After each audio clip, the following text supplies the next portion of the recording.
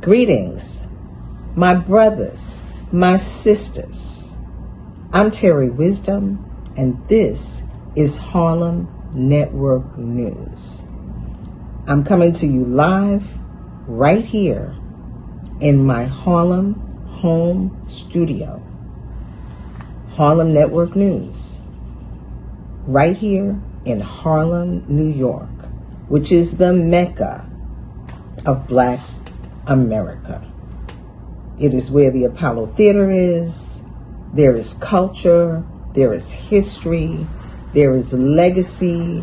We had the first Black congressperson in the person of the Abyssinian Baptist Church and the Congressman Adam Clayton Powell Jr.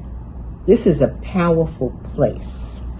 Harlem Network News is dedicated to assuring that Harlem and the Harlems of the world, and that means every space that is representative of a Harlem. It could be Chicago. It could be Watson, Los Angeles. It could be in Nigeria, Lagos. Every Harlem of the world and the world. It is extremely important that we tell our own stories. In many instances, our people, the people, are so busy dealing with survival that they're not necessarily paying attention to what is going on. And mainstream media is using that to assure that folks don't know what's going on, or that people are saying, oh, politics, that doesn't have to do with me. Meanwhile, our tax dollars are funding the war without our consent. But this week, President Donald Trump really crossed the line.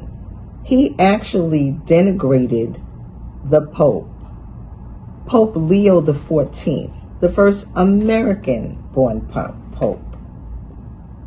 When the Pope spoke out against the war in Iran, against war, against the killing, against the genocide, and said we need peace, President Trump actually, and I say had the nerve, the gall, the disrespect to say, oh, the Pope doesn't know what he's talking about, and he's soft on crime, and, he's soft on the war, and all of those things.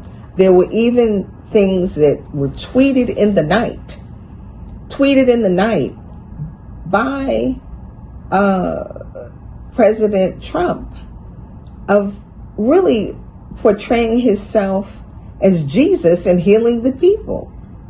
So we can understand that there's something wrong with this picture. This is something that is deranged. But when you disrespect the Pope, who represents 14 billion people, 14 million people around this world, there's a problem.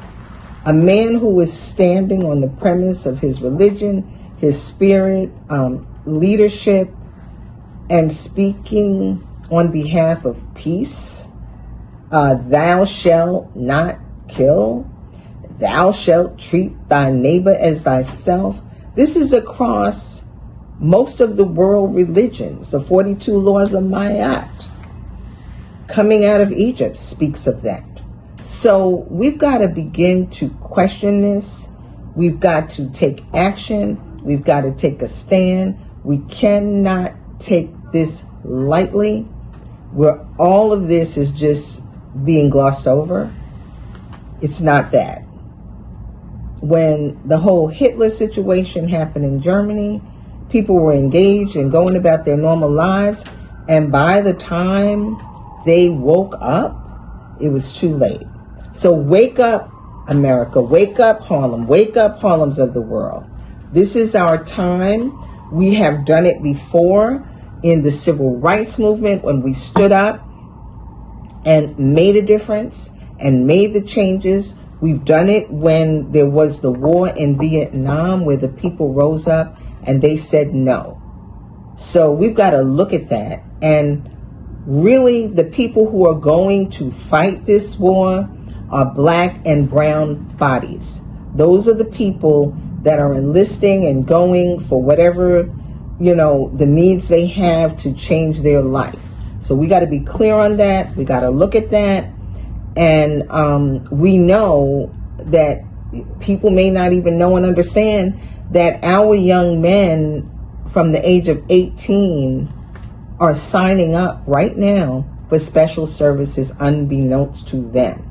If you're trying to go to college, you got to, sign up for special services. If you're trying to get a license to drive, you're going to sign up for special services. So when people are sitting there and saying, this is not our